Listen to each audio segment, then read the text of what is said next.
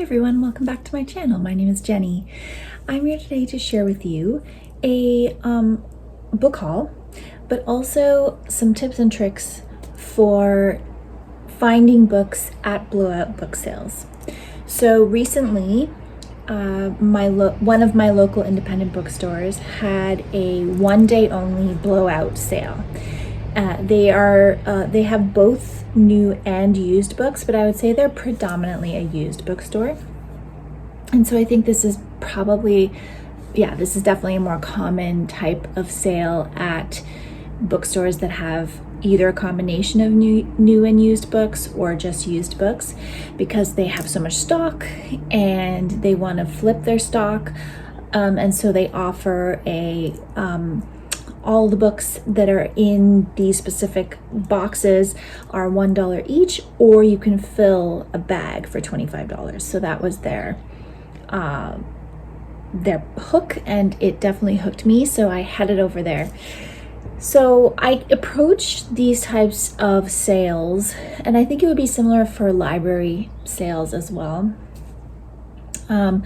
with a very specific way of looking at the books.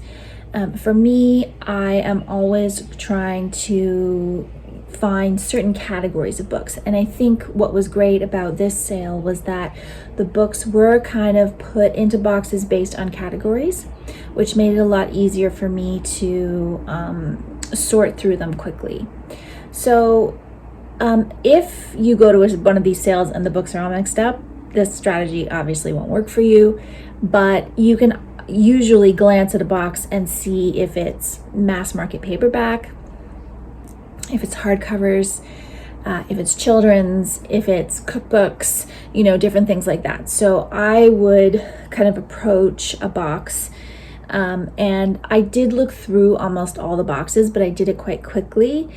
And I would I did skip a few. One of them was kind of mass market paperbacks that were Westerns or mysteries, because that's not really an area that I am drawn to. So one of the things that you can do to have a strategy for this type of sale is to know in advance what categories of books you're looking for, because then if you do see, a whole box that is just, books about crafts, for example, you're not going to bother to look in that box because you are not interested in those types of books.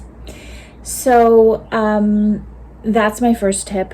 My second tip is to just think about any sort of series of books or books that you have been looking for that are a little bit more typical to find in these types of sales. One of them, I think, is books in series, in very popular series. And I found one of those for myself. And the reason that I picked that up is because it was a book that I had on my list, my list at the library, and that had gone out of circulation, which happens to me sometimes. I put a book on my list that I can do on my library's website, and they take that book out of circulation before I can get to it. So I knew that had happened with a certain book that's the last in a series, which I'm going to show you in a couple minutes. And so I was like, okay, this is my chance to finally read this book without spending a lot of money on it, to get it brand new. And if I don't like it, it's not a big deal to me because I only paid $1 for it. So my strategy again is to get in there, know kind of what type of books I'm looking for, keep those in the back of my mind when I'm searching through boxes, and I don't spend much time looking the books up. I kind of gather them all together. In this case, I had a bag and I was just throwing them into the bag. And then I kind of went off to the side of the sale and found a little spot where I could sit with all the books I had picked out, think about them for a minute, and think about, yes, do I really want this or not? I think it's a good idea because, I think the impulse at these types of sales is to just fill the bag and pay for it because it's so cheap. But ultimately, you don't want to bring home a book that you're going to decide a week later that you don't actually want, because now you have to get rid of that book. So it's actually just making more work for yourself. So if you give yourself that extra 10 minutes to just look through what you picked out, make sure these are actually what you want, And then if you need to, go back through for another round, because it all depends also on how many books are available. This sale, I would say they had one kind of 10 by 10 tent with tables and boxes on the top and below. And then they had some boxes right outside the storefront. And so it only took me probably 15 to 20 minutes to do my first sweep of the books. And so if I would have thought that I might have missed something, then I could have gone back and done another sweep just to make sure that I didn't look over miss something when I was looking through a box. But I felt pretty sure that I had seen everything as thoroughly as I needed to. And I also had someone waiting for me, which, makes you not take as much time. But I did go into the store, and I also picked out a new book that I purchased, and I found another art book that I paid full price for both of those, although there was a discount on the books in store as well, which I believe was a 10% discount. So I still got a nice discount on those. And I think it is a nice way to support the store, because they're obviously not making a lot of money on these big sales, but it is nice to go into the store and maybe purchase one new book or one other book that they're selling for a regular price that gives them a little bit more revenue and helps support them and keep them going. Yeah. Okay, so I'm going to get into the book haul now. And you'll see, based on this, that I did kind of pick books out in different categories of reading that I find interesting. So the first one is The Land of Little Rain by Mary Austin, and the introduction is by Terry Tempest Williams. This is a series of essays, I believe. And it is essays about a country of lost borders between Death Valley and the High Sierras. And so I'm really interested in nature fiction, nature nonfiction, travel nonfiction, and learning about different parts of the world. So I do always look through the travel books. That is an area that I look at frequently when I'm looking for different things to read about, because I know that I won't be able to get to the whole world, to see everything in the world before I die. So I basically want to try to read about as many things as I can, and I find the desert very interesting. And so that's why I picked this out. It's also a slim little volume, so it felt like a no-brainer to pick up something like this. Along those lines, another area that I'm very interested in reading about is travel memoir. And so I picked out two of those. And I am very much someone who loves France. And France, I have a whole TBR that's dedicated to books about France. And so I found this one, A Gift from Brittany, a memoir of love, loss in the French countryside by Marjorie Price. And so, yeah. That was an easy one for me. If it's a memoir about France, I'm gonna pick it up and read it. So grabbed this one. And then I also found Bella Tuscany, The Sweet Life in Italy by Frances Meyers. And so this is the second book by Frances Meyers, her first one being Under the Tuscan Sun, which is probably more famous and more well-known. And I have not read that one, but because I found this one, I thought, okay, I'll read Under the Tuscan Sun, which my library has, and then I will read Bella Tuscany. And again, this is set in Italy. And I have seen the film of Under the Tuscan Sun and enjoyed that. I'm sure there's quite a few differences between the memoir and the film, but this is a part of the world, France and Italy, that I'm really interested in reading memoirs from, and so that was a really great find for me. Okay, so the other books that I got at the sale were fiction. And I was telling you about the last book in a series that was removed from the library list, and that is The Land of Painted Caves by Jane M. Auel, I think that's how you say her name, which is the Earth Children series. So I read these books ages ago, decades ago, and I never read the final book. And this is the final book. And it's huge, it's heavy, but it is a book that I just wanted to read, and I thought spending $1 on it, there were actually multiple copies of this there, and there were actually multiple copies of many of the books in the series. It didn't look like they had all of them, but they had quite a few. So if you were interested in trying out a series that you've heard a lot about before and you're not exactly sure if you're going to like it, again, these types of book sales are a really great place to just grab that book for $1 and see if you want to pursue it further. And it's highly likely that at another book sale you will be able to find these books. There's a lot of them in circulation in secondhand stores. So yeah, this was one that I picked up, and we shall see if I enjoy it. I have contemplated also rereading the whole series at some point, and I don't think I will, but that's still an option. And I have this, and it'll be waiting for me when I'm ready to read it. Okay, so for the other fiction, I chose an Elizabeth Gilbert. So I have seen Eat, Pray, Love. I have not read Eat, Pray, Love, which you would think because I love travel memoirs that I would have read. I've seen the film. I enjoyed the film. And so many people talk about Elizabeth Gilbert's work, and I thought, I should really try reading something of hers. And this was the one that I thought I would try, The Signature of All Things.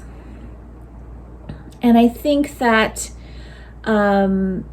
this is a historical fiction. I'm just really interested in seeing if I enjoy Elizabeth Gilbert's writing style. And again, you're only paying $1, so if I don't like it, it's easy to get rid of it without feeling guilty about buying a book for, in Canada, this book would have been, $20 in a paperback. So, I'm glad that I got it for $1, and I'll see if I like Elizabeth Gilbert's fiction.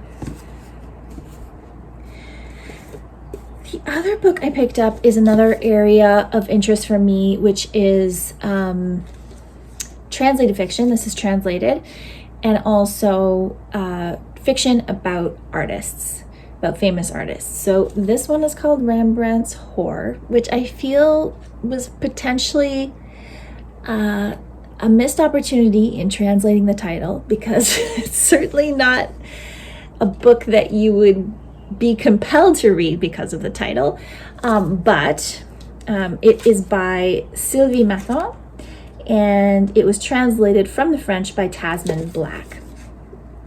And so this is the story, the fictional monologue of Hendrik Stoffels, the woman with whom the great artist lived for the last 20 years of his life.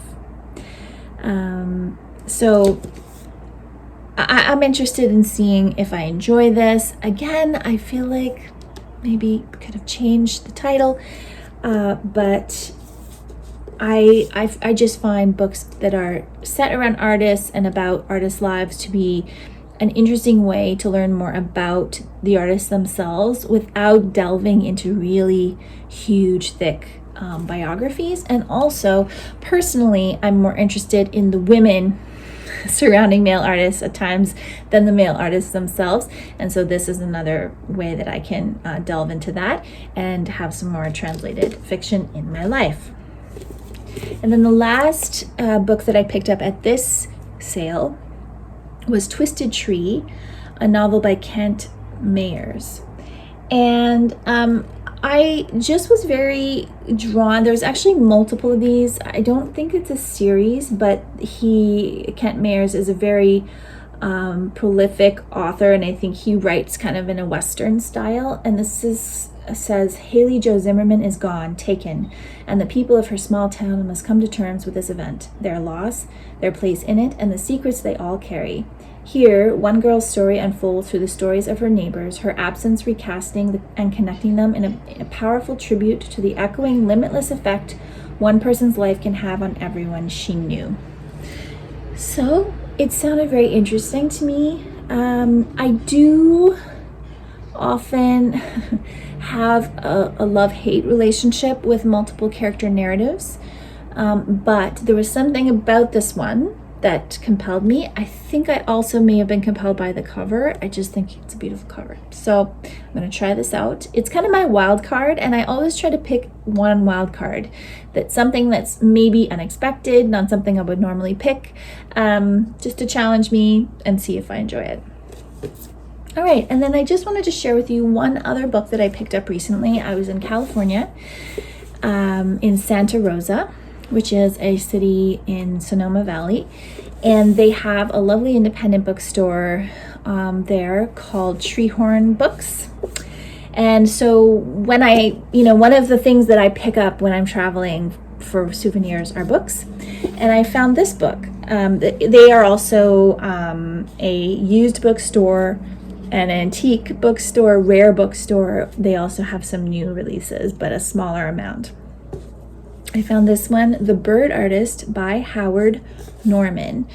So Howard Norman is an American author, but he wrote this book set in Newfoundland, and he has won lots of awards. I had not heard of him before. This book came out in the 90s, I believe. So that's probably why I haven't really heard of him, 1994, because I'm not I don't know much about the popular authors of the 90s, other than the ones that were kind of mass everywhere, like contemporary fiction. And so this one is mystery. So this haunting novel begins in 1911. Its narrator, Fabian Voss, is a bird artist. He draws and paints the birds of Witless Bay, his remote Newfoundland coastal village home. In the first paragraph of his tale, Fabian reveals that he has murdered the village lighthouse keeper, Botho August. Later, he confesses who and what drove him to his crime, a measured, profoundly engrossing story of passion, betrayal, guilt, and redemption between men and women. So, yeah, this is interesting to me, again, about an artist, a fictional artist this time, but it's kind of just one of my wheelhouses of reading, and so I thought I would give this a try. I have started reading more mysteries, suspense books, so I thought this was a nice little bridge between two areas, one that I'm kind of learning to read more, and one that I'm very comfortable in, which is reading about artists. So yeah, so that is my book haul for today, and I hope those tips help you. I personally love blowout book sales, and I find them fun. It's a fun adventure and fun to hunt through those boxes and see if you can find anything great. Let me know if you are into those too in the comments below, and I will be back again soon with another video. Thank you so much for watching.